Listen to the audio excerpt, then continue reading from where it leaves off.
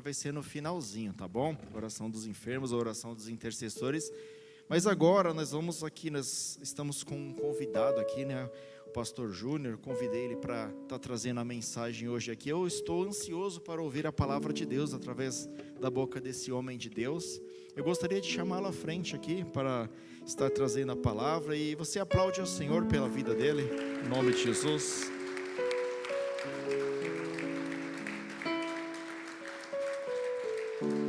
Louvado seja Deus. Pastor, está com a palavra.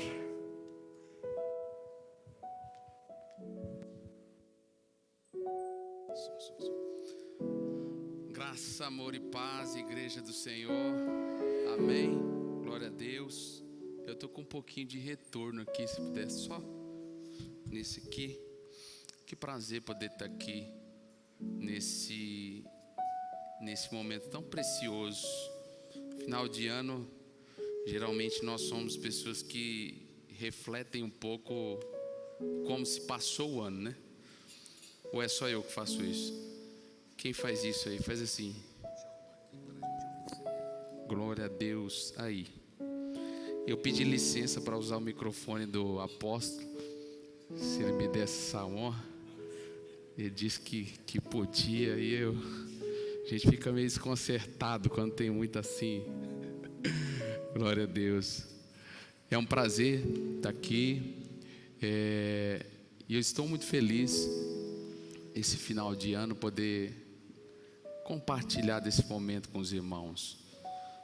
A intercessão trouxe esse convite, e esse convite é de extrema importância para a mensagem que Deus deseja transmitir para nós hoje.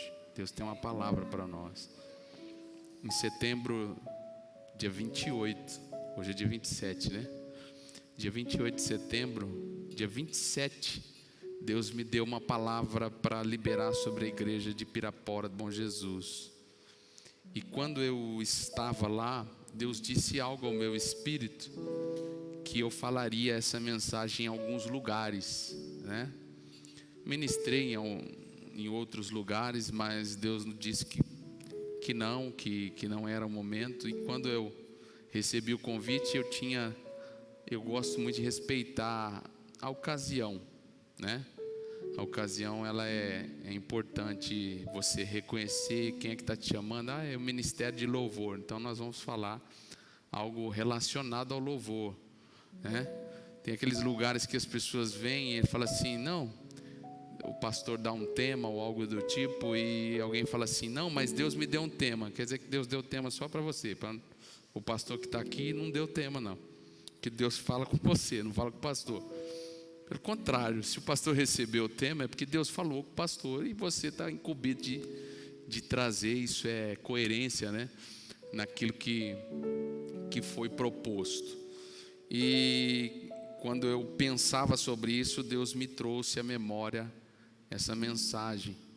E quando nós começamos a louvar, eu lembrei dela, e tenho certeza que Deus deseja transmitir algo para essa igreja, né? O pastor Rafael, obrigado, né? Ele disse que eu sou convidado, é mentira. Eu não sou convidado, eu sou da casa, né, pastor? Convidado é quando vem, a gente é da casa, irmão. Claro que não estamos aqui, servimos a Deus ali em Carapicuíba hoje. Passamos nossas provas, né? Nossos vales. Mas estamos ali servindo, depois de servir, pastorear 10 anos em Pirapora, agora estamos 2 anos em Carapicuíba.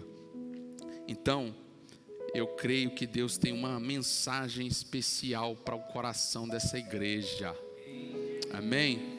E eu queria te convidar a abrir a sua Bíblia no primeiro livro dos Reis. Vou soltar aqui para ficar mais livre, que também. Pronto. Primeiro livro dos Reis, capítulo 17. Uma Maria Vilela, muito muito amorosa, né? Os irmãos aqui, de fato, a gente é bem acolhido, bem recebido. E isso dá uma alegria muito grande para nós. Bom, primeiro livro dos Reis, 17. Tem aqui não? Tem? Tem Bíblia aqui? Você me ajuda quando eu estiver ministrando? Então tá bom, a gente vai usar um pouco aqui o telão. Eu gosto de usar o telão, porque às vezes a gente lê, e aí quando lê você fala assim, estava escrito mas eu não vi. Aí está escrito, agora eu vi, né? É igual a Bíblia. Tem hora que você lê a Bíblia, você fala, isso aqui não estava aqui não estava não, apareceu agora, foi escrito agora. Bom, então Elias, o tisbita, dos moradores de Gileade, disse a Acabe: vive o Senhor Deus de Israel, perante cuja face estou, que nesses anos nem orvalho, nem chuva haverá, senão segundo a minha palavra. Amém? Glória a Deus. Pode ficar tranquilo, eu vou falando e a gente vai se comunicando. Eu quero compartilhar com vocês. Hoje eu falei, eu coloquei, intitulei, né, essa mensagem como os níveis de Deus, né? Os níveis de Deus. Deus é um Deus de nível. E aí você diz, como assim? Existem algumas coisas que é importante para nós compreendermos sobre Deus. São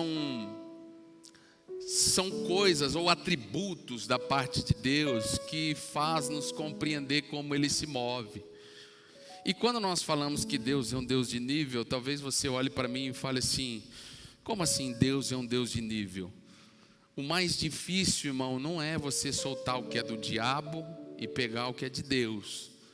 O mais difícil é você soltar o que é de Deus para pegar o que é de Deus. Porque soltar o que é do diabo e pegar o que é de Deus é fácil. Quando você está no mundo, você tem imoralidade, você tem a pornografia, você tem as drogas, você tem a mentira. Isso aí está escancarado, todo mundo sabe que é errado. Então é fácil quando você vem para Deus soltar isso. Quando você fala assim, é fácil? Não, não é tão fácil. É fácil de perceber. A percepção é fácil. O difícil é quando você tem que soltar o que é de Deus para pegar o que é de Deus. Para isso nós precisamos entender e estar atentos àquilo que Deus fala para você em cada nível, em cada lugar. Todas as vezes que Deus ele fala, Ele tem o objetivo de nos mover em lugares. Então, quando você olha que eu digo que Deus é um Deus de níveis, por que eu quero dizer isso? Porque a Bíblia me dá margem para falar sobre isso. Quando a Bíblia diz que Deus é o Deus Altíssimo, eu só vou deixar ligado aqui que está desligado. Quando ele fala que Deus é um Deus Altíssimo, só existe Deus Altíssimo porque existe alguém que é inferior àquele que é mais alto. Quando a Bíblia está dizendo que Deus é um Senhor Altíssimo, Ele está deixando claro que Ele está acima de tudo, que está acima de todas as coisas, e que Ele não é um ser para ser colocado no mesmo nível que todas as pessoas. Deus é um ser altíssimo, e isso só se dá a conhecer ao homem. O homem é o único que pode ter essa consciência de que Deus é um Deus altíssimo. Porque apesar de você olhar e ver que a onipresença de Deus está disponível a todo mundo, ou seja, Deus está em todos os lugares, amém? Deus, Ele não tem um lugar da terra que Deus não esteja. A presença de Deus está em todos os lugares. Mas Deus estar em todos os lugares não significa que Deus se manifesta em todos os lugares. A onipresença está disponível para todos. A manifestação de Deus está disponível para os filhos de Deus. Então, quando você olha, por exemplo, a criação, você vê uma baleia e ela tem um vasto mar à sua frente, ela nunca vai dizer assim: uau, que mar incrível, como Deus é grande. Um macaco nunca vai chegar no alto de uma árvore e olhar o pôr do sol, e ao olhar o pôr do sol, ele não vai conseguir dizer assim: como Deus é maravilhoso, olha como tudo que Ele criou. Isso aí não foi dado a animais, isso aí foi dado para nós. Deus deu para nós poder olhar, reconhecer e dizer: Deus é um Deus altíssimo, Deus é um Senhor altíssimo. Quando você tem a oportunidade de desfrutar de um ambiente, de uma praia, e você poder desfrutar da beleza, você é tentado a olhar tudo aquilo, e a primeira imagem quando te impacta, o que você faz? Como Deus é maravilhoso. Não é assim? Eu me lembro de uma vez eu desci numa praia, chama Praia dos Castelhanos. Quem já foi nessa praia? Misericórdia, irmão, não é lá no Caribe não, é em Ilha Bela. Alguém já foi? Só tem acesso de jipe. Ilha Bela é o lugar mais bonito que eu já fui, é o lugar que eu não volto mais. Pois é, irmão. Lá os borrachudos pegam você pelas pernas e levam pela janela. Mas eu me lembro de quando eu desci e ver aquela vista de filme. E eu dizer: como Deus é incrível, como Deus é maravilhoso, como Deus é grandioso. Por quê? Porque tudo isso serve para nós reconhecermos: Deus é um Deus altíssimo. Quando a Bíblia chama Deus de altíssimo, Ele está colocando Deus em um nível. Ele está dizendo: eu não estou no mesmo nível. Às vezes nós achamos que Deus vai criar um condomínio no céu, quando Ele fala assim: eu vou vos preparar lugar, né? Só que quando você lê no original preparar lugar, a palavra preparar é preparar a mente, preparar, aplainar o caminho para que o Messias tenha acesso a você. Por quê? Porque Deus deseja te mover nele. Então, primeira coisa, Deus é um Deus de níveis. Segunda coisa, Deus é um Deus de manifestação. E terceira coisa, Deus é um Deus de lugar. Eu quero frisar essas três coisas para nós falarmos do texto em si. Por quê? Porque quando Deus está falando de um lugar, Ele não está falando especificamente de uma geografia. Uma geografia, às vezes, está marcando uma movimentação espiritual. Quando Deus olha para Jerusalém e diz assim: ali eu vou habitar, eu habitarei em Jerusalém, Ele não está necessariamente olhando a geografia e dizendo: eu vou morar num templo. 1 Reis 8:27 diz que os céus não podem conter o Senhor. Foi Salomão que falou isso. Os mais altos céus não podem te conter, quanto mais esse tempo que eu fiz para ti. Pois é. Porque todas as vezes que Deus está falando de um lugar, Deus não está falando necessariamente de um lugar. Ele está falando de uma posição espiritual. Porque quando Deus fala de algo visível, é porque Ele está movimentando algo invisível. Deixa eu tentar explicar. Quando a Bíblia diz assim: no princípio Deus criou. No princípio Deus criou. Por que a Bíblia está dizendo: no princípio Deus criou os céus e a terra? Porque tudo que tem na terra começou primeiro no céu. A terra é um reflexo daquilo que tem no céu. É por isso que quando Deus queria fazer o povo de Deus cultuar, Ele chamou Moisés e colocou dentro de uma nuvem e abriu um templo no céu. Esse templo que um dia nós vamos morar, nós vamos cultuar, nós vamos viver. E Ele disse assim: tenha cuidado de fazer tudo o que você viu. Então, quando Ele fala da arca, quando Ele fala do candelabro de ouro, quando ele fala da bacia, quando ele fala tudo isso, ele está falando de algo que Moisés viu aonde? No céu. Só que quando o povo não tem uma visão do céu, aí ele cria o culto do jeito dele. Quando ele cria o culto do jeito dele, ele cria 2 bezerros, ele cria um bezerro. Por quê? Porque ele não enxergou. Tudo que acontece na terra precisa ser reflexo daquilo que está no céu. Amém? Por isso que a Bíblia diz, quando você orar, ore assim: Pai nosso que estás no, santificado seja o teu, venha o teu reino, assim na terra como é no céu. Então, se nós, igreja, entendemos isso, nós vamos se mover numa agenda celestial. Sabe o que acontece hoje?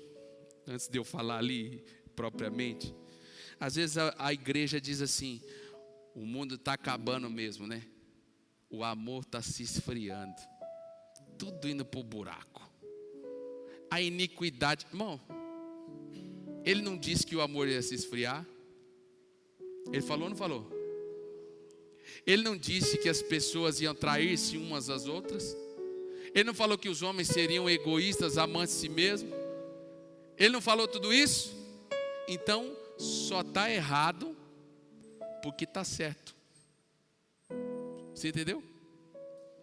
Como assim, pastor? Só vai acontecer porque ele falou que ia acontecer.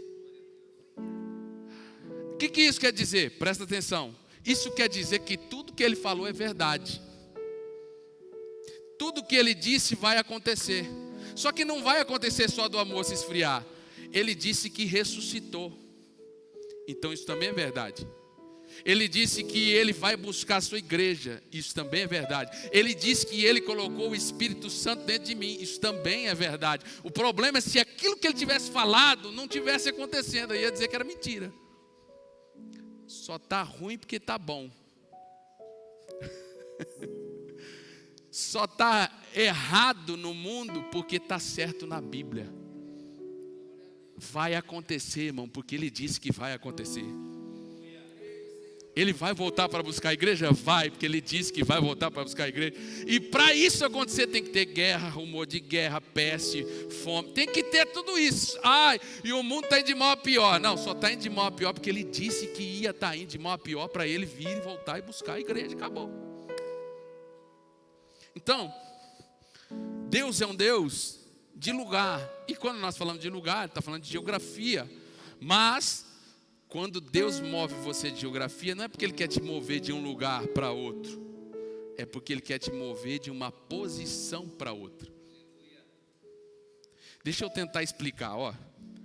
Paulo está no meio de uma prisão, sentado, prisão fria. Irmão, a janelinha, um por um, que era só um buraquinho. Agora Paulo está escrevendo uma carta para a igreja de Efésios. Aí Efésios, coloca aqui para mim Efésios 1, 3.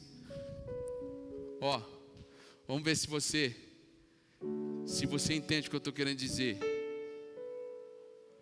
Bendito e Deus e Pai de nosso Senhor Jesus Cristo, o qual nos abençoou com todas as bênçãos espirituais nos lugares em Cristo Jesus. Agora, Paulo está preso escrevendo que ele está sentado com Cristo no trono. Por quê? Porque a geografia podia dizer, Paulo está preso. Paulo saiu de um lugar, foi levado à prisão. Saiu de uma pregação do evangelho, foi levado à prisão. Mas Deus está movimentando. E Paulo está dizendo assim, na verdade eu estou assentado com Cristo Jesus nas regiões celestiais. Deixa eu tentar te explicar. Jacó está em um lugar, ele deitou para dormir, fugindo dos seus irmãos, correndo. Quando ele deita para dormir, ele tem um sonho. Do sonho que ele tem, ele acorda e fala assim, Deus está neste lugar. Pega o óleo, joga e fala assim, vou dar o nome desse lugar de Betel, que é a casa de Deus. Mas a casa de Deus não tinha nada, irmão. Lá só tinha uma pedra.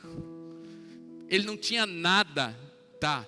Mas ele saiu da casa do seu pai, fugido, parou em um lugar chamado Betel. Daquele lugar em diante, tudo na sua vida mudou. Por quê? Porque Deus moveu, não de geografia, mas de posição Jacó. Então o desejo de Deus, quando eu falo de nível, é mover-nos na posição. Não é uma geografia, é uma posição. Fala assim, posição. Posição. Então, diante disso, nós vamos caminhar aqui na história de... Vamos ver até onde eu vou. Vamos caminhar na história de Elias, para você entender o que eu quero dizer, o que Deus deseja dizer. E eu quero que você preste atenção em algumas coisas, ó. 1 Reis, capítulo 17, versículo 1, está dizendo assim: Elias o Tisbita. Você sabia que Tisbe é uma região que ninguém sabe de onde vem? Ela foi apagada pela areia. Insignificante. No meio de um governo corrupto, no meio de um governo caído, de um governo que adora muitos deuses. Quando a Bíblia fala de Acabe, ele fala e dá ênfase para sua mulher. Por quê? Porque o governo de Jezabel está ligado também a uma corrupção de prostituição espiritual. Agora você tem um povo que está se corrompendo. Aí aparece do nada. Não é que aparece do nada, irmão. Aparece de repente. Porque às vezes a gente fala assim, fulano apareceu do nada. Não, ele não apareceu do nada. Demora para Deus fazer de repente. Porque de repente ele apareceu, mas demorou, irmão. Deus precisa fazer algumas coisas antes. Deus precisa mexer aqui, mexer ali, colocar a pessoa lá, esconder ela, mexer nela, tirar o orgulho, tirar a prepotência, para ele entender que ele é só o canal. E aí depois Deus faz ele vir. E assim, Elias o Tisbita, ele olha para Acabe e diz assim: não vai chover segundo a minha palavra. Depois lá em Tiago você vai ver que ele orou ao Senhor segundo a palavra do Senhor. Ou seja, Elias faz o que Deus mandou ele fazer. Agora é interessante, por quê? Porque a primeira coisa que acontece é, capítulo 17, versículo 2, dá uma lida comigo assim, ó. Depois disso, ou depois veio a ele a palavra do Senhor dizendo, vamos ler até o 6. Retira-te daqui e vai para o oriente, e esconde-te junto ao ribeiro de Querite, que está diante do Jordão. E há de ser que beberás do ribeiro, e eu tenho ordenado aos corvos que ali te sustentem. Foi, pois, e fez conforme a palavra do Senhor, porque foi e habitou junto ao ribeiro de Querite, que está diante do Jordão. E os corvos lhe traziam pão e a carne pela manhã, como também pão e carne à noite, e bebia do ribeiro. Amém? Lembra que eu falei sobre movimentação? Deus é um Deus de nível, Deus é um Deus de movimentação. Agora, depois de um tempo, provavelmente, na face do Senhor. Por quê? Porque quando você lê no verso 1, ele fala assim: o meu Deus cuja face eu estou. Então, cuja face ele está presente de Deus. Agora, ele vai ser movido por Deus novamente. E ele vai para o primeiro nível. Agora eu quero ver se você está dentro desse nível. Tá? O primeiro nível é o nível de Querite. A palavra Querite significa cortar no tamanho certo. Cortar no tamanho certo. O que Deus está falando? Elias, você é um homem de Deus, um homem da minha presença, está cuja minha presença o tempo todo. Só que tem coisa em você que está fora do lugar, eu preciso colocar no tamanho certo. O primeiro nível é o nível de Querite. E o nível de Querite, irmão, ele está ligado ao quê? A capacidade de eu me mover para a posição que Deus deseja. E ele colocar no tamanho que ele precisa. Agora imagine comigo, pense comigo. Elias sai do lugar onde ele está. Eu ando bastante, tá, irmão? Eu começo a pregar, eu começo a andar mais. Ele está no lugar, na frente do altar, dizendo para Acabe que não vai chover. Aí depois de um tempo Deus fala assim: agora você some daqui e vai para o ribeiro de Querite. Lá eu vou te mandar os corvos e vou te mandar o pão para sustentar você. E ele vai e se move para Querite. Mas ele não podia receber pão. Ele não podia receber pão na onde ele estava. O corvo não poderia ir até a casa dele. Ele não poderia se colocar no conforto da casa dele. Fala assim: não. Fala não. Não. Por quê? Porque para Deus fazer o que Ele tem que fazer, Ele precisa te mover de posição.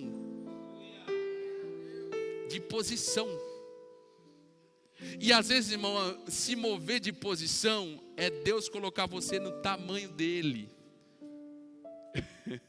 Isso aí é que dói, sabia? Porque colocar no tamanho dEle, irmão, às vezes você pega, por exemplo, esse copo aqui, e você coloca ele na mesinha, mas se fosse um balde daquele de roupa, essa mesinha não suporta. Então, se você fosse um balde grande, ele precisaria talvez reduzir você do tamanho de um copo de água, para você caber na onde Deus quer te colocar. Eu não creio que seja à toa que a gente chegue aqui no fim do ano para dizer que Deus vai colocar você no lugar e no tamanho que Ele deseja. Agora, isso é bom e é ruim. É bom, irmão, porque Ele vai fazer exatamente o que Ele quer. O ruim é que Ele vai fazer aquilo que às vezes a gente não quer. Agora imagina comigo. Elias vai sair do seu lugar, vai para o riacho. Deus falou assim: tem que ser no riacho, tá bom. Agora, de manhã, ele toma água, agradece a Deus, aí espera. Aí vem o corvo, traz pão, traz carne, ele faz um guisado, ele come, descansa, toma água, espera o corvo da tarde, traz o corvo, traz o pão, traz a carne. Dá para ver? Aí no outro dia ele levanta, agradece a Deus, toma água, vai até esperar o corvo. Está na hora, o corvo vem, o pão vem. É interessante, né, irmão? Deixa eu te falar uma coisa. No lugar onde não tinha pão, Deus deu pão. Isso quer dizer que existe uma revelação geral e uma revelação particular. A revelação geral é que não vai chover. E se não há chuva, não há colheita, não há grão, não há pão, não há alimento. Agora, o mesmo homem que profetizou isso, Deus se levanta e fala assim: para você vai ter pão, para você vai ter carne, para você vai ter água, para você vai ter alimento. E às vezes nós estamos preocupados com o que vai acontecer. Eu estudo mercado financeiro, irmão. Estou fazendo MBA de mercado financeiro. O colapso está vindo aí. Agora você fala assim: o colapso está vindo aí? Está vindo. Mas para nós, tem pão, tem carne e tem água. Mas para quem que tem? Para quem deseja entrar no tamanho de Deus. Quem quiser entrar no tamanho de Deus, irmão, tem pão, tem carne, tem água. Por quê? Porque nesse nível Deus ensina que nós dependemos dele 100%. Agora você imagina comigo, Elias vai lá todo dia. Acho que depois de um tempo Elias só fazia assim. Não precisava nem olhar mais para o corvo. É interessante porque, sabe por quê? Porque essa palavra corvo para nós é meio bagunçado. Eu não vou abrir muito, porque senão eu falo muito, é assim mesmo. Mas no original, o corvo em si não era um corvo desses aí, ele eram uns pássaros que tinham, inclusive, a barriga meio amarelada, que eram criados no palácio do rei. eles eram criados na janela do rei. E você sabia que quem queria matar Elias era Acabe, o rei Acabe. Agora eu imagino, pastor, como é que Deus é sarrista. Que Deus é assim. Às vezes a gente fala assim, Deus vai fazer assim. Aí ele faz assim. Fala, Deus vai vir aqui. Aí ele vem aqui. Deus vai vir aqui. Aí ele vem aqui. Por quê? Porque Deus não trabalha no nosso método, né? Às vezes a gente fala assim, não, isso aí não é de Deus. Por quê? Porque não está dentro da minha caixa. Na minha caixa tem que ser Deus. Não, mas aí não está dentro da minha caixa. Agora eu fico imaginando o corvo na janela do rei Acabe, pegando carne e levando para Elias. Você está de brincadeira. Você está brincando. Não é possível uma coisa dessa. Mas é interessante que Elias, escuta, só foi uma abertura. Não pense nisso, pense na vida de Elias. Agora Elias, talvez se um dia ele está lá, um dia ele pegou um corvo pela pata e fala assim, da onde que vem esse pão? Não tem pão. Aí o que será que o corvo respondeu, né?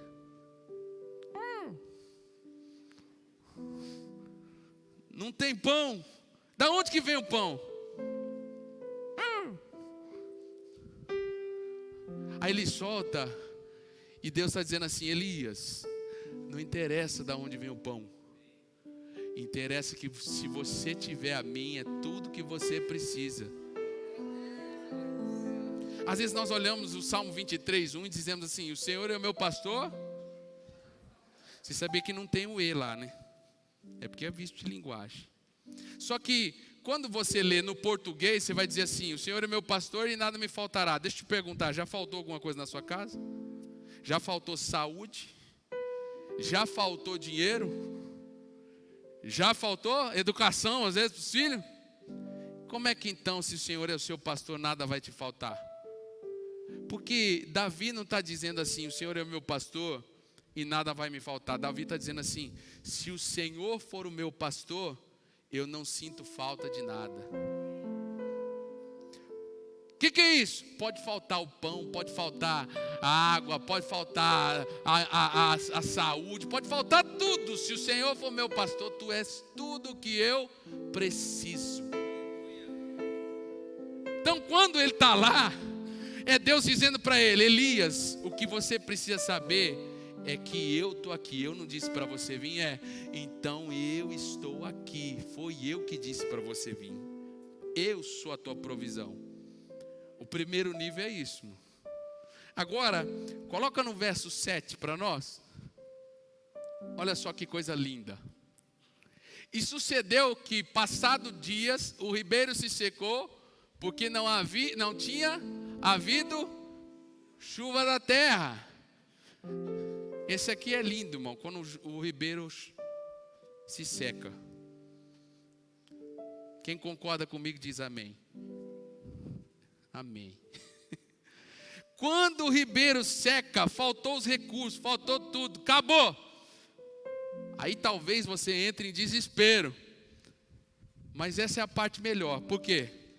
Porque quando tudo se esgota, é porque Deus está preparando você para se mover de novo nele.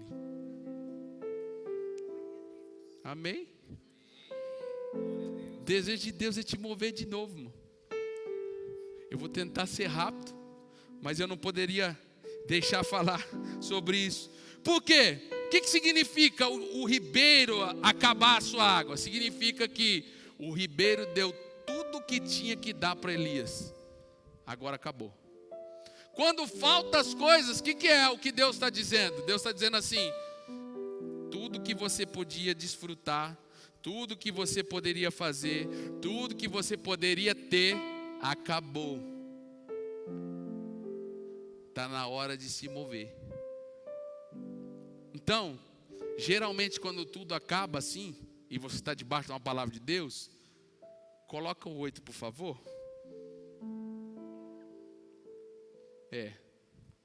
8 e 9. Então,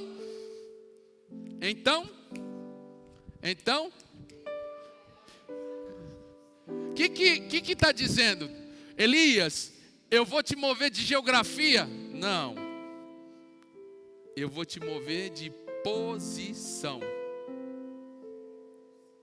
Você vai para um novo lugar, mas nesse lugar eu vou te fazer uma nova posição. Por quê? Irmão, Deus está preparando Elias para o que vai acontecer lá na frente. Para de reclamar do processo e tal. O que Deus faz imediato, isso chama-se milagre. O que Deus faz em etapas, isso chama-se processo. O processo serve para você não desmoronar quando você chegar no lugar onde Deus te deseja te colocar. Olha que interessante, a Bíblia diz que o primeiro Adão e o último Adão, quem é o último Adão? O primeiro Adão nasceu de quem? Qual foi a mulher que gerou Adão? Qual foi a mulher que gerou Adão? Ninguém. Foi Deus. Deus gerou Adão. Adão foi bebê? Não, Adão já nasceu grande, né? Igual monstro, né? Monstro que nasce grande. Adão nasceu grande, irmão. Só que Jesus poderia ter vindo do mesmo jeito, mas Jesus foi um bebê. Jesus teve que ser balançado no colo, teve que aprender a andar, teve que aprender a falar, teve que aprender a estudar, aprender a ler. Por quê? Porque quando ele chegou, Jesus é o nosso modelo. Ele está dizendo assim, para você chegar aos 30 anos e começar seu ministério, porque ele poderia ter começado com 12, ele poderia ter começado com 15, ele poderia ter começado com 25, que era a iniciação do sacerdócio, e aí se começava com 30, Jesus começou com 30, alguém falava assim, por que você não se mostra para o mundo? Eu não me mostro porque não é chegado o tempo, não é chegada a hora. Ué, mas Jesus não está pronto? Não, Jesus está ensinando. É diferente. O processo. Tem gente que quer pular a etapa, irmão. Quantos são aqueles que às vezes ele conhece a pessoa hoje, amanhã ele casa. Aí ele pulou a etapa do namoro, do conhecimento. Aí depois que casa ele, puxa vida, pastor, eu não sabia que era assim. Bom, deixa eu te falar uma coisa, quem não ora para casar, passa o casamento orando. Vai passar o tempo todo orando. Porque não foi treinado. Agora Elias está sendo movido, está na hora de se mover. Elias, a primeira etapa você entendeu. Agora você vai para a segunda etapa. Aí olha que interessante, versículo 9, coloca para nós. Levanta-te, vai a Sarepta, que é de Sidom, e habita ali. Eis que eu ordenei. Ele falou o quê? Eu ordenei ali uma mulher viúva que te sustente. Coloca o 10. Então ele se levantou e foi a Sarepta, e chegando à porta da cidade, eis que estava ali uma mulher viúva apanhando lenha, e ele a chamou e lhe disse, traze-me aqui, peço-te num vaso um pouco de água que eu beba. 11. E indo ela trazê-la, ele chamou e lhe disse, traze-me agora também um bocado de pão na tua mão. Irmão, você imagina comigo, Deus fala com você, vai até Sarepta e eu vou ordenar uma viúva que te sustente. Oh, graças a Deus, acabou a água mesmo. Riacho, Deus te abençoe. Agora eu vou me mover porque Deus está mandando, e eu vou me mover, e começa a me mover. Quando chega lá, a gente já imagina o seguinte, Deus ordenou uma viúva, provavelmente uma viúva rica, porque nesse momento difícil, aí quando ele chega lá, irmão, talvez o normal seria, qual que é a viúva que vai sustentar o profeta de Deus? E aí a viúva viria até mim e falaria assim, poxa, Deus ontem falou comigo que um profeta de barba branca viria aqui, e olha, eu sustentaria ele com todos os meus recursos. Quando ele chega lá, por quê? Porque o segundo nível não tem nada a ver com o primeiro. Deixa eu te falar uma coisa bem importante, que é importante para nós entendermos. A experiência que eu vivo hoje com Deus não é para me dar base para viver o com Deus amanhã. Deus te dá uma experiência, não para que você se apegue na experiência, para que você conheça o Deus da experiência. Tem um monte de gente, irmão, que se apega na experiência e fala: na minha época era assim. Eu subia no monte e os gravetos acendiam. Na minha época eu orava e o Senhor mandava a comida lá em casa. E Ele faz? Faz, mano. Ele faz ainda hoje? Claro. Eu não estou falando que Ele não faz. Mas Deus não está te deixando você ver a brasa para dizer assim: nossa, que coisa maravilhosa. Não, Deus está te mostrando a brasa para que eu e você seja uma brasa que queime nas mãos dEle. E a gente está se apegando no método. Deus não quer que você se apegue no método que você está vendo. Deus quer que você conheça o Deus do método. Deixa eu tentar explicar. Moisés chegou e olhou uma sarça ardente e falou assim: poxa vida, essa sarça queima, não se consome e tal. Deus fala com ele. Agora você imagina se ele chegasse em Faraó e falasse assim: Faraó, se você soubesse a experiência que eu tive da sarça pegando fogo, não se consumia, aí eu cheguei, Deus falou comigo, mandou eu tirar. Não, Faraó ia fazer o que com ele? E daí? O que você quer?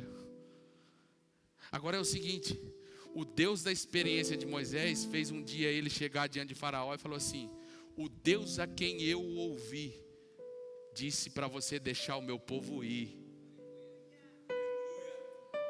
Agora não é mais o Moisés falando da sarça, ele é o Moisés queimando o chamado. Ele fala assim: se você não deixar eles irem, você verá a mão do Senhor, a qual eu sirvo, se mover contra você. Ele não está mais olhando uma experiência, a experiência agora está queimando dentro dele, irmão. Experiência não serve para você ter base, porque aí você quer a metodologia de Deus e colocar ele, Deus age assim. Não, Deus não age assim, irmão. O que Deus te dá em experiência é para que você viva a experiência com o Deus da experiência. Deus está te chamando para um encontro pessoal. Agora, você imagina se Elias chegasse lá e falasse assim: não, eu já sei como é que vai fazer. Nós estamos aqui, Deus vai trazer corvo, Deus vai trazer pão, pode deixar. Eu já vivi isso antes. Mas não, irmão, a mulher está nas últimas. Ele fala assim: ei, traz um pouco de água. E ela fala assim: tá bom. Quando ela está indo buscar, ele fala assim: agora, quando você voltar, traz um pouco de pão para mim. Aí, irmão, a mamãe ursa: a farinha que eu tenho é para o meu filho e para mim. Nós vamos comer, homem de Deus, e depois nós vamos morrer. Agora imagina Elias, irmão. Meu Deus do céu. Mas será que foi isso que aconteceu com Elias? Você sabe o que significa sarepta? Sarepta significa refinar. Vem de cadinho. O que é um cadinho? Cadinho é o lugar onde o aço, o metal, ele é colocado, ele é esquentado para que a impureza que está dentro do metal suba. E aí, o artesão, o ourives, ele vem e tira a impureza. Isso é o cadinho. O que é o cadinho? O que é sarepta? Sarepta é quando Deus aumenta a pressão. Ele aumenta a pressão. Poxa vida, pontual, corvo, água, pão, pontual. Agora, ele vai ter que lidar com uma mulher que está prestes a morrer. A mente dela. Vamos dar uma lida para você entender? Versículo de número 12. Coloca para mim. 12. Porém ela disse: vive o Senhor teu Deus, que nem um bolo tenho, senão somente um punhado de farinha numa panela e um pouco de azeite numa botija. 13. E Elias lhe disse: não temas, vai, faze conforme a tua palavra, porém faze dele primeiro para mim um bolo pequeno e traz-me aqui, depois farás para ti e para o teu filho. Por quê? Porque o primeiro nível, Deus te ensina a depender completamente dele. O segundo nível, Deus vai te usar para tirar uma pessoa de um lugar de morte. Qual que é a ação do segundo nível? É eu articular a palavra que Deus já me deu, mesmo contra a realidade. Escuta, Deus deseja que você fale e creia naquilo que Ele já falou. Ele não disse? E quantas vezes você disse isso? Porque às vezes nós falamos assim, olha, Deus tem uma promessa, Deus tem isso, tem aquilo, Ele vai fazer, Ele disse que ia fazer, mas a circunstância governa a minha vida. Deixa eu falar, eu não estou falando para você se mover da igreja, eu estou falando para você se mover da posição que você está.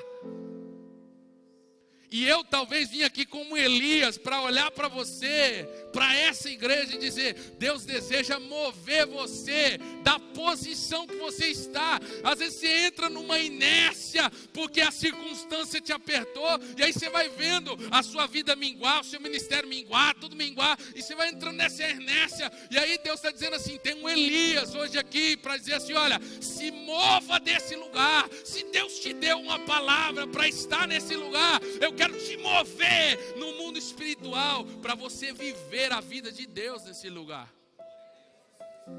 Você precisa se mover. Olha, eu vou morrer. Elias diz assim, não vai não. Mas não tem chuva, não tem nada. Não vai morrer não. Vai e faz. Agora imagina aquela mulher, irmão. Eu gosto de fazer isso. Aquela mulher vai para a casa dela. Aí você imagina a mulher. Pega um pouquinho de farinha, olha para a botija, olha para a vasilha, um pouquinho de farinha, até parece. Ele acha que vai dar para 3 isso aqui, não dá para 3. Não dá para 3 pessoas não dá esse pouquinho de farinha.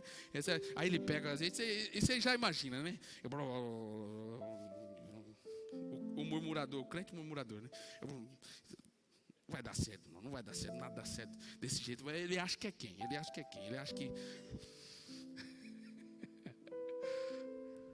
Aí ela vai, amassa. Aí quando ela olha de novo, o mesmo tanto de farinha é o mesmo tanto que tinha da primeira vez. Aí ela faz assim, será que eu estou ficando louco? Eu acho que dava para 3 mesmo, acho que ele estava certo. Eu vou fazer então os 3. Aí pega de novo. Mas também, ó, é o seguinte, nós só tem isso aqui, só tem esse. Depois desse aqui não tem mais nada. E aí pega um pouquinho de azeite. Aí quando ela olha de novo.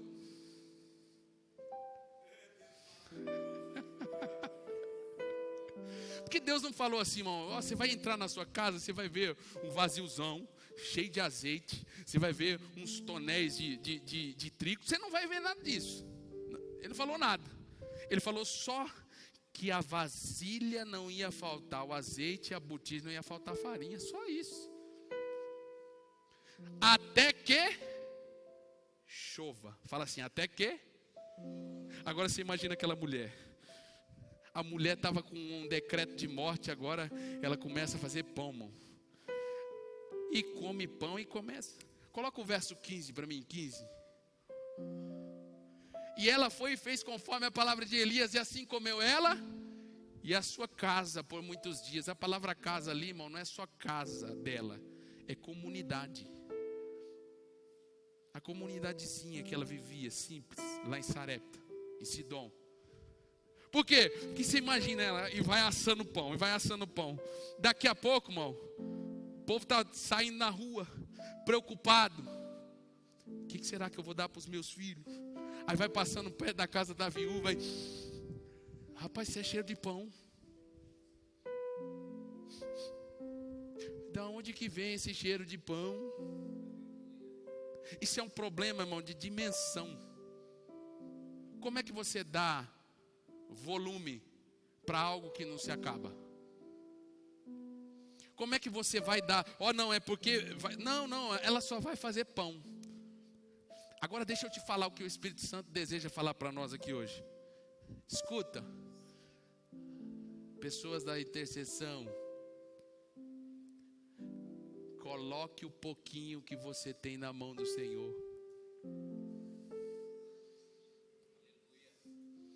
Ah, mas é só um pouquinho, pastor. Não tem problema, pega um pouquinho da farinha e põe na mão do Senhor.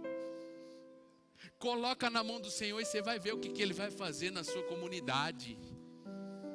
Às vezes você está aqui, mas eu só faço isso. Deixa eu te falar algo interessante. Eu cheguei, a irmã Maria, ela veio e falou assim: pastor, deixa eu orar por você. E ela unge as mãos. Aí você fala assim, isso me lembra bastante a minha mãe, né? Minha mãe fazia muito isso. Aí você diz assim, parece simples, talvez você olhe como simples, mas é o pouquinho da farinha sendo colocado na mão de Deus. E o pouquinho da farinha colocado na mão de Deus, você vai ver o que Deus vai fazer no meio da sua casa. Ah, mas eu não sei falar direito, mas eu sei tocar um dó, ré, mi, fá. Coloca esse pouquinho na mão de Deus e deixa Deus trabalhar. O segundo nível não é você sendo aquele que vai esperar o corvo chegar. É você olhando contra a realidade. E talvez você olhe e fale, só tem um pouquinho de farinha e eu vou morrer. E é você olhando contra a situação e fala assim, não vai morrer, porque assim disse o Senhor, que eu seria sustentado sobre essa casa, que Ele daria sustento. Se Ele disse, Ele vai fazer. Se Ele está falando, Ele vai fazer. Ele vai agir. Ele continua fazendo. E talvez você vai olhar, é um pouquinho, é insignificante, não vou fazer porque é pouquinho demais. Não faz isso não. Você está querendo corvo na sua mão. E Deus está falando, você que está nesse nível, não é o corvo que vai chegar. É você que vai olhar e vai dizer assim, não vai faltar farinha, não vai faltar azeite. O Senhor vai prosperar vocês no meio do caos. Até que chova de novo, até que Ele dê uma palavra novamente. Até a palavra de Deus se mover, não se mova não. Agora, é interessante, né? Deixa eu tentar concluir ali, que eles me deram tempo, irmão. Eu tenho que acabar no tempo. Capítulo 18, versículo 1. Ó. E sucedeu o quê? E sucedeu o quê? Depois de muitos dias. Depois de muitos dias, a palavra do Senhor veio no 3º ano, dizendo: vai, apresenta-te a Acabe, porque darei chuva. Darei chuva. Isso significa que a farinha acabou. Isso significa que o azeite parou. Se o azeite parou, se a farinha acabou, Elias olha para o lugar e diz: você me deu tudo que você podia dar, e eu aprendi tudo que eu tinha que aprender nesse lugar. Agora está na hora de me mover de novo. Você acha que Elias sabia tudo que ele estava para enfrentar? Sabia não. Não sabia. O que Deus disse? Olha, eu vou fazer o fogo cair do céu. Não. Vai e apresenta-te a Acabe. Mas o Senhor disse que era para mim sair da presença de Acabe. Eu disse, mas agora estou mandando você voltar. Lembra que eu falei no começo? Difícil não é soltar o que é do diabo e pegar o que é de Deus. Difícil soltar o que é de Deus e pegar o que é de Deus. Deus disse assim: vai e sai da presença de Acabe. Estou indo. Agora vai e volta para a presença de Acabe. Tá maluco, Deus?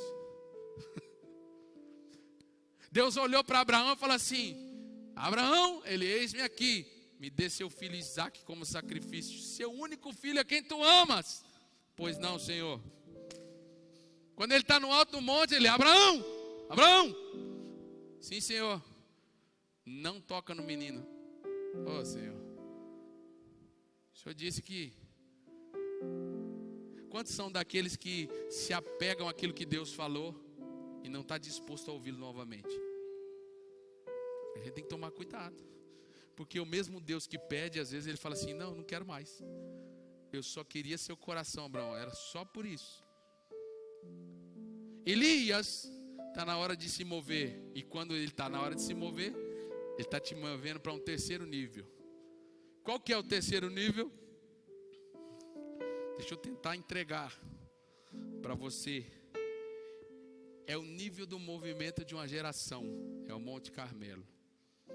Monte Carmelo, irmão, era o lugar mais idólatra que existia no reino do norte de Israel.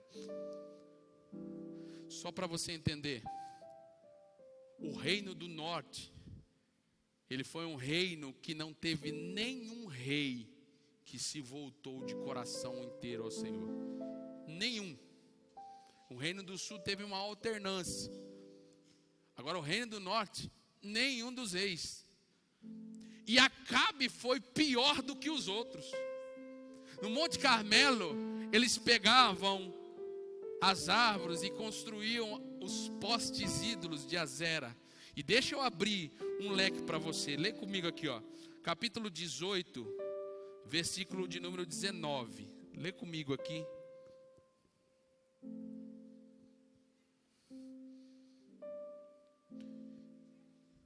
Cadê o... Vamos ver se a gente prepara isso aqui. Capítulo 18, versículo 19.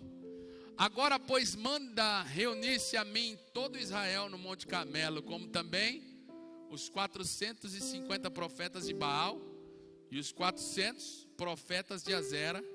Escuta, ó, que comem, lê aqui comigo, que comem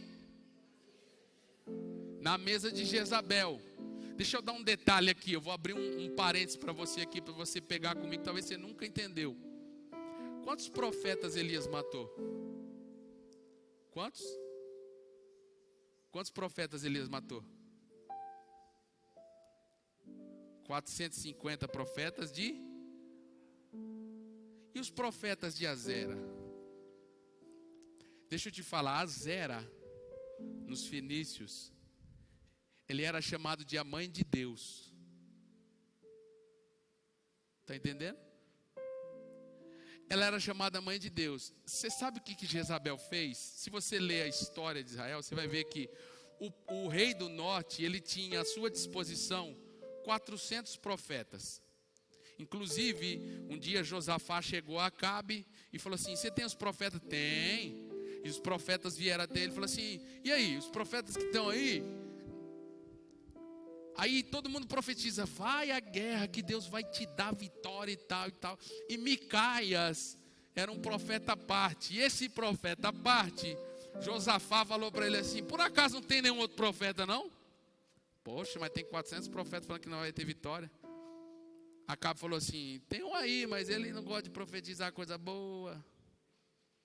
Só profetiza marmelada. Vai que...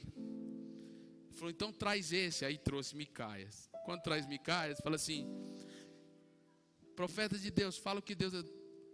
Falou, não, Deus vai te dar vitória. Fala assim, ó, fala o que Deus disse para você. Ó, eu vi um espírito dizendo assim, quem que vai enganar Acabe? E o espírito falou, eu vou. E ele contaminou todos os profetas. Aí Acabe, revoltado, bate em Micaias, coloca ele e falou assim, nós vamos para a guerra e eu vou voltar. Ele falou assim, vamos ver. E foi a guerra que Acabe morreu. Só para você entender. O que é isso, pastor? O rei tinha à sua disposição 400 profetas. Quantos eu disse? 400 profetas. Que era profeta do Senhor. Fala assim, profeta do Senhor. Agora, esses profetas estão todos eles contaminados. E é por isso que a fala de Elias expressa tanta indignação. Olha só que interessante, ó. Lê comigo aí, capítulo 18, versículo de número 22 que eu li? Não, 22. Coloca o 22. Então disse Elias ao povo. Coloca o 21. Ó. Então Elias se achegou a todo o povo e disse: até quando cocheareis entre dois pensamentos? Se o Senhor é Deus, seguiu; se é Baal, seguiu. Porém o povo nada lhe respondeu. 22. Então disse Elias ao povo: só eu fiquei, tá vendo o que eu estou dizendo? Só eu fiquei por profeta do Senhor, e os profetas de Baal são 450. Deu para entender? Está dizendo assim: dos profetas do Senhor todo mundo se vendeu, só ficou eu. E Baal ainda tem mais 450. Por quê? Porque esse nível, irmão, serve para movimentar uma geração. O primeiro nível, você entende a dependência de Deus. O segundo nível, você movimenta uma família. Você tira pessoas da morte, de uma casa. O terceiro nível é quando Deus decide movimentar uma geração através de nós. Deixa eu te falar algo importante para a geração que está aqui. Quem investir na geração que está vindo, vai ganhá-la para Jesus. Você sabe por que o diabo está investindo tão pesado na geração que está vindo? Porque todo momento de caos tem um libertador para ser levantado. A geração que está vindo tem libertadores de Deus para serem levantados. O Brasil precisa de libertadores da parte de Deus. E nós estamos aqui para profetizar, para orar e para trabalhar para a geração que vai vir. Deus precisa de nós. Agora, não, pastor, eu só quero ficar na minha casa recebendo corvo. Tá, irmão, não tem problema, você pode ter uma palavra geral. E a palavra geral é que todo mundo vai sofrer, vai ter fome, não vai ter chuva. Agora você pode se mover. E ao se mover, você pode chegar diante de Deus e Deus dizer assim, para você vai ter pão, para você vai ter carne. E quando você chegar em um lugar aonde eu desejo fazer algo, eu vou movimentar esse lugar na sua palavra. As pessoas vão dizer, tem morte chegando, e você vai dizer assim, pelo contrário, aonde um agente da vida chegou, nós profetizamos vida. Não vai faltar azeite, não vai faltar farinha. Deus é o sustento do seu povo, mas a situação está falando isso. A situação da agenda da terra está dizendo que o caos está vindo. A agenda do céu está dizendo, eu continuo sustentando o meu povo, e eu preciso de Elias para se levantar numa geração de dor, para dizer assim, há uma movimentação divina que vai colocar abaixo o governo de Baal e vai levantar o altar do Senhor novamente. Olha só, versículo de número 30. Vê comigo aqui. Escuta. Então Elias disse a todo o povo, chegai-vos a mim. E todo o povo chegou a ele, e ele restaurou o altar do Senhor, que estava quebrado. Versículo 31. E Elias tomou 12 pedras, conforme o número das tribos dos filhos de Jacó, ao qual veio a palavra do Senhor, dizendo, Israel será o teu nome. 32. E com aquelas pedras edificou o altar em nome do Senhor. Depois fez um rego em redor do altar, segundo a largura.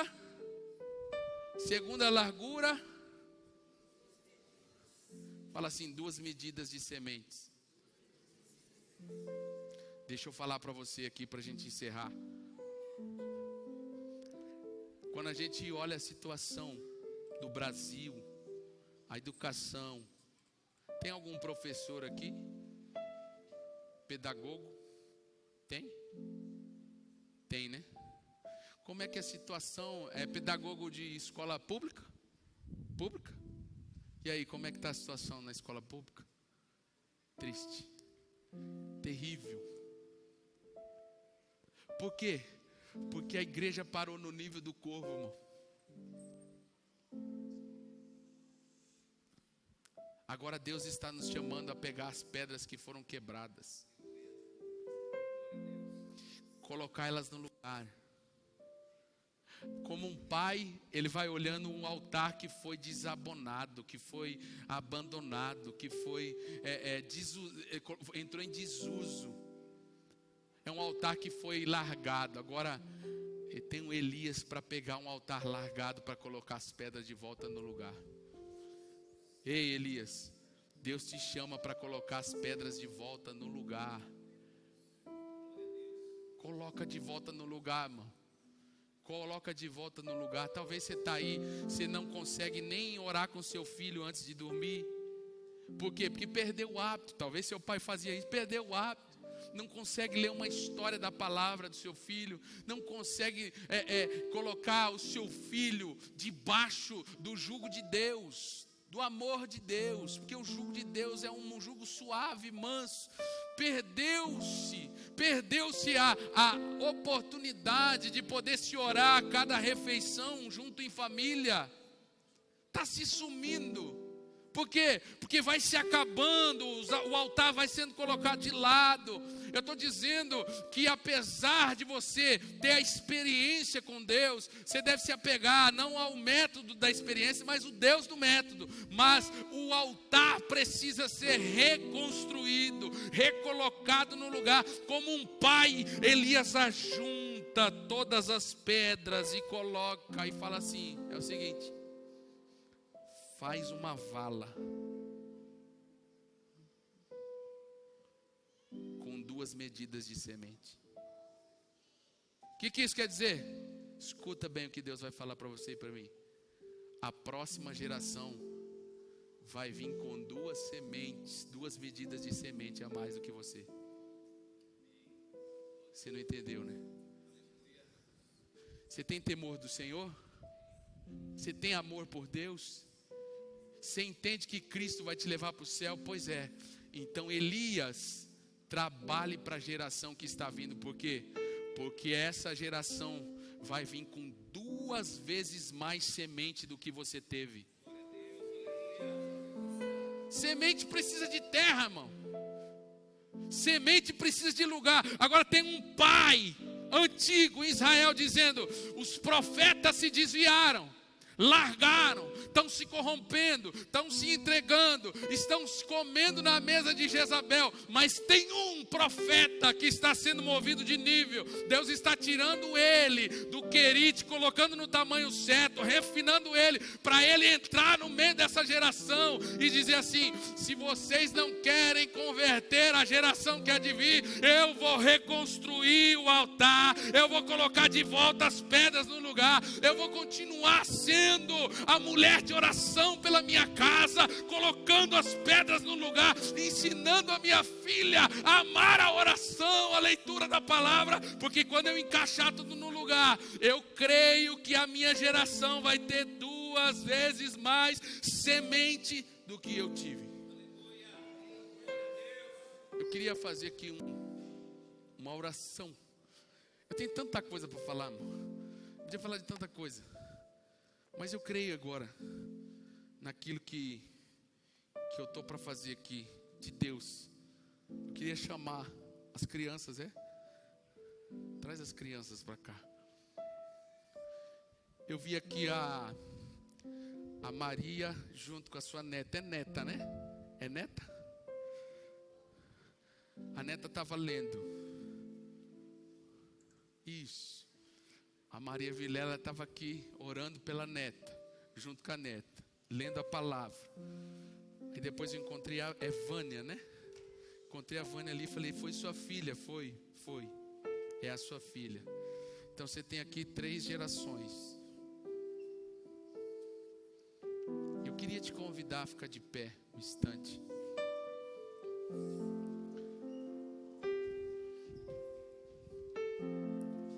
Escuta, Elias. Eu não estou falando da história de Elias, não. Elias já morreu. Na verdade, Elias foi arrebatado, ele não morreu, né? Mas Elias não está mais aqui, irmão. Elias não pode mais orar e o fogo cair do céu. O fogo só vai cair do céu se tiver um Elias para cavar e para colocar o altar de volta de pé. Aqui tem pais aqui das crianças. Quem é os pais aqui? Corre aqui na frente, todo mundo. Posso, pastor, liberar todo mundo para subir aqui? Vem aqui todo mundo. Você que é pai, vem cá. A gente não está falando de Elias, irmão. Nós estamos falando de uma geração. Você pode deixar dinheiro, você pode deixar um senso de que você é um grande trabalhador na sua casa, mas você precisa deixar um legado espiritual.